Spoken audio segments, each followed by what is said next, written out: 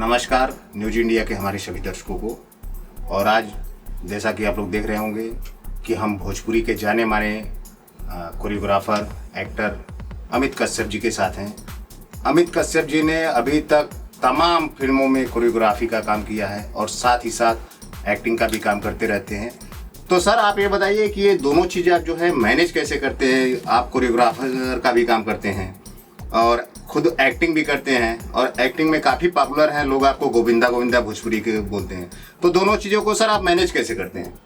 सबसे पहले news India देखने वाले सभी दर्शकों को भोजपुरी अमित कश्यप का प्रणाम। और जैसा कि आपने पूछा कि आप कोरियोग्राफी भी करते हैं और एक्टिंग भी करते हैं, तो देखिए इंसान की ज़िंदगी में इंडस्ट्री एक ऐसी दुनिया है जहाँ हर एक व्यक्ति जो निकलता है वो हीरो बनने के लिए निकलता है, चाहे जो भी व्यक्ति निकलता हो। लेकिन इंडस्ट्री में आने के बाद उसका हर इंसान का एक अलग अलग अपना अपना पायदान होता है। किस्मत कहाँ किसको लेके जाती है किसी को नहीं पता होता है। और कोरियोग्राफी का सफ़र शुरू हुआ कि जब मैं स्ट्रगल करने आया तो डांस पॉइंट्स मेरे अच्छे थे, तो लोगों ने कई बार बोला कि अमित जी यहाँ डांस सिखा दीजिए, उसमें डांस सिखा दीजिए। तो ऐसे ऐसे करते करते मैं एक कोरियोग्राफर बन गया। कोरियोग्राफर बनने के बाद कई फिल्में मुझे मिली बाई कोरियोग्राफर। मैंने कोरियोग्राफी किया फिल्मों में, एल्बम की दुनिया में भी कई सारे एल्बम्स किए मैंने। उसके बाद जो एक्टिंग का तो एक भूत था ही मेरे अंदर में, जो हम करने आए हुए थे यहाँ पे। तो बतौर मुझे छोटे छोटे कैरेक्टर मिलने लगे, मैं करता रहा। कई फिल्में, स्टार्टिंग फिल्म मैंने खाकी वर्दी वाला विराज भट्ट जी के साथ किया था। उसके बाद इंशाअल्लाह रात पले यादो राधा मुराद जी के साथ किया था। उसके बाद कई फिल्में अभी लगातार कल्लू जी के साथ दिल धक धक करे आ रही है मेरी भी, इस समय टेलीविज़न पे चल रही है। फिर नाचना में आंगन टेढ़ा, ससुर जी प्रणाम, प्लस आपकी जितनी फिल्में हैं अभी इधर एक हाल में ही भी फिल्म किया है हम लोगों ने, महिमा दुर्गा माई। तो लगातार फिल्में चल रही हैं और एक्टिंग और कोरियोग्राफी का जलवा बरकरार है। और तो जो दोनों चीज़ों के लिए बराबर समय आप निकाल पाते हैं? दिन निकालना पड़ता है। लगभग अभी तक कितनी फिल्मों में आपने कोरियोग्राफर का काम किया है? मैक्सिमम 8 से 10 फिल्में हैं जो मैंने बतौर कोरियोग्राफ किया है। अच्छा। और कितनी फिल्मों में अभी तक आपने अभिनय किया है? अभिनय लगभग 10 से 12 फिल्में हैं जो बतौर लीड कैरेक्टर्स मैंने किया हुआ है, जो रिलीज हो चुकी हैं। हाँ, जो होने वाली हैं सब मिला करके 8-10। अच्छा, अभी फिलहाल कौन सी आपकी ऐसी फिल्म है जो आने वाली है? आने वाले में देखिए सर, अभी कई फिल्में रेडिंग हैं। एक ससुर जी प्रणाम है जो कि रेडी टू गो है, जिसके निर्देशक धीरज तिवारी जी हैं। और साथ ही एक धीरज तिवारी जी के साथ मैंने अभी लेटेस्ट फिल्म की है महिमा दुर्गा माई की, जो कि इसके लिए भी हम लोग मुंबई जाने वाले हैं।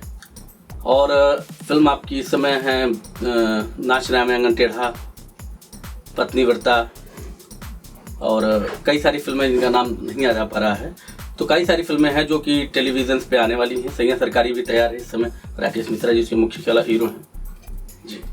तो सर ये बताइए कि जैसे कि फिल्मों में आपका आना कैसे हुआ? क्या सोचकर आप फिल्मों में आए? पैसा कमाने के लिए या नाम कमाने के लिए या फिर दोनों? देखिए, फिल्मों में आने के लिए एक बहुत बड़ा रीज़न होता है, जहाँ की आपको कोई भी प्रेरणा आपको अपने घर से मिलती है। जी। जैसे यदि आप चोर बनना है तो वो भी प्रेरणा आपको घर से मिलेगी। यदि पुलिस बनना है तो जरूर कोई आपके घर में पुलिस होगा, या जो चीज़ें हैं कुछ कोई रिलेशन में होगा जिसको देख के आपकी प्रेरणा होती है कि मैं पुलिस बनूं। और मेरे घर में क्या था कि मेरे पिताजी जो थे बहुत अच्छे, मतलब अपने ज़माने के उनको जितेंद्र रिलेशनशिप में, मतलब फ्रेंड सर्कल में कहा जाता था, और उनकी डांसिंग पॉइंट बहुत अच्छी थी। और जो मेरी मम्मी थी वो जो घरों में, मतलब जो गीत नहीं गा जाते हैं घरों में, तो उनकी जो गीत की शैली थी वो बहुत अच्छी थी और बड़ा फ्रैंकली व्यवहार हमारे परिवार का रहा। तो हमको ये प्रेरणा अपनी माताजी से सिंगिंग का और अपने पिताजी से डांसिंग का मिला। मतलब घर में विरासत में मुझे आपको विरासत में मिल गई और सिंगिंग में भी। जी। और मैं लगभग 2005 में मैं जब दिल्ली गया तो इत्तेफाक से मैं जॉब ढूंढ रहा था। तो जॉब ढूंढते ढूंढते मुझे जो जॉब मिली वो एक टेलीविज़न कंपनी में मिली। टेलीविज़न कंपनी इन सेंस कि वो वहाँ पे टेलीविजन की बॉडी बनती थी, तो वहाँ मैं स्टार्टिंग किया। तो मुझे ये भी नहीं पता था कि वहाँ टेलीविज़न बनता है और मैं वहाँ पे जाऊँगा। तो मुझे नौकरी मिली, मैंने करना शुरू कर दिया। हालांकि जब किया तो फिर भी मेरा दिमाग म्यूज़िकल में ज़्यादा था, और कॉलेज स्कूल टाइप में जब मैं था तो वहाँ पे भी अपना 15 अगस्त 26 जनवरी जो भी फंक्शन होते वहाँ अटेंड करता था मैं। प्लस अपने मोहल्ले वल्ले में भी जो प्रोग्राम हुआ करते थे तो वहाँ की जो तालियाँ होती थी वो एहसास दिलाया करती थी हमेशा कि ये तालियाँ इस गली मोहल्ले और इस स्कूल के नहीं है, ये थिएटर्स के लिए हैं। तो मेरी प्रेरणा जब वो तालियां बजती तो मुझे वो इस थिएटर्स की गूंज सुनाई देती उसके अंदर में। तो मैंने अपना स्ट्रगल जारी रखा और उसके बाद मैंने जब वहाँ पे टीवी कंपनी में मैंने जॉब पकड़ा तो देखिए किस्मत है कि टीवी कंपनी में पकड़ के फिर टीवी पे आने तक का सफर कैसे तय हुआ। तो वहाँ पे मैं जब टीवी कंपनी में करता था तो कान में लीड वगैरह लगा के मैं मतलब डांसिंग पॉइंट एक बचपना था जो था। तो कई लोग कहते थे कि क्या तू दिन भर डांस वगैरह किया करता है। तो मैंने कहा सर देखिए टीवी बन रही है और टीवी जब सबके घरों में पहुँच जाएगी तब मैं इस टीवी में आऊँगा, ये मेरा सपना था। और उस समय की डेट में टीवी कंपनी में जॉब करते हुए मैं साथ साथ ही मारवाहा स्टूडियो सागरपुर में कई कंपनियां थीं जहां मैं जाया करता था और ऑडिशन दिया करता था उस टाइम पे भी अपना। तो मेरा ये लगाव शुरू से रहा। तो तब तक एक मेरे मित्र थे तो उनके एक मित्र थे तो उन्होंने क्या किया कि उनकी एक कैसेट आई हुई थी बुढ़वा बदनाम भइल पतोहिया तोरे लिए। तो एक मेरे रिलेशनशिप में जब बातचीत हुई तो वहाँ पे उन्होंने बताया कि ये कैसेट बन रही है और तो मेरे फ्रेंड ने उनसे मेरे लिए उनसे रिक्वेस्ट की तो आप उनको काम दीजिए। तो उसमें एक डायरेक्टर हुआ करते थे रत्नेश तिवारी जी। तो रत्नेश तिवारी जी से मेरी वार्तालाप जब हुई तो उन्होंने बोला कि ठीक है आप आइए, मैं आपको काम देता हूँ। मैं वहाँ से फिर दिल्ली से मैं अपने घर पे आया और मैंने रत्नेश तिवारी जी से संपर्क किया। तो उन्होंने मुझे बोला ठीक है आप नेक्स्ट कैसेट जो मेरी आ रही है दुर्गा जी का एक गाना था जो कि दुर्गा जी से मेरा काफ़ी लगाव है। अभी लास्ट फिल्म में भी मैंने महिमा दुर्गा माई का ही किया। तो वो गीत को तो वही कोरियोग्राफी की स्टार्ट होती है। तो उनके जो मित्र थे तो उन्होंने जब गीत दिया तो उन्होंने कहा जी आप अच्छा डांस कर लेते हैं तो क्या मेरे गाने को कोरियोग्राफ कर देंगे। मैंने कहा ठीक है कर देता हूँ। तो व्हाट्सअप वगैरह का जमाना नहीं था उस समय तो उन्होंने मुझे मेल पे गाने भेजे।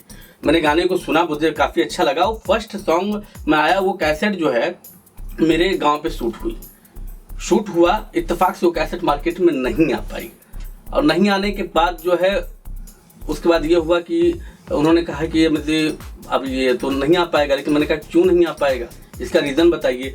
बोला ऐसे कुछ नहीं हुआ, ऐसा हमेशा इंडस्ट्री में होता रहता है, कई फिल्में कई कैसेट बनती है नहीं आता है। और आप उन्होंने एक टोन बोला कि आप जैसा करेक्टर मतलब कलाकार लोग आते हैं वो चले जाते हैं, ऐसा कुछ नहीं है। तो मेरा एक टोन था वहाँ पे, एक चैलेंज मुझे लगा कि नहीं यार इन्होंने मुझे चैलेंज कैसे दे दिया कि मुझे एक हल्का सा फील हुआ मुझे। मैंने कहा नहीं, जब तक पूर्वांचल की यूनाइटेड टॉकीज में मेरी फिल्में नहीं आ जाएंगी तब तक मैं इस इंडस्ट्री को नहीं छोड़ूंगा। और आप ये कहीं पर लिख के रख लीजिए। और आज माता रानी के आशीर्वाद से आपके साथ बैठा हूँ, इससे ज़्यादा कुछ नहीं करना। आज के डेट में आपकी सफलता कदम चूम रही है जी। और इससे ज़्यादा क्या चाहते हैं आप भोजपुरी फिल्म से, भोजपुरी लाइन से? मतलब क्या चाहते हैं कि अभी आप मतलब उस पायदान तक पहुँचे हैं कि अभी आपकी मतलब है कुछ चीज़ें बाकी हैं जो आपके दिल में हैं? जी देखिए, मेरी पायदान जो है वो भोजपुरी नहीं है जी। मेरी पायदान जो है मेरी एक कलाकार के लिए लैंग्वेज महत्वपूर्ण नहीं रखता है।